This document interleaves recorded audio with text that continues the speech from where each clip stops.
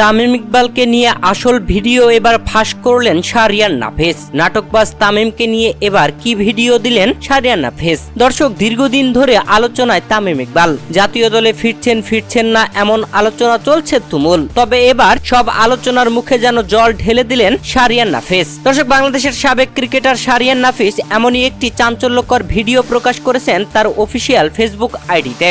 গত ভারত বিশ্বকাপে বাংলাদেশ দলের সঙ্গে যাননি তামিম ইকবাল। নানান নাটকীয়তায় তামিম নিজেকে দল থেকে সরিয়ে নেন। যদিও তাকে দলে নেওয়ার জন্য বেশ অফার দেওয়া হয়েছিল, তবে সেই অফারের পিছনে ছিল চাঞ্চল্যকর রহস্য।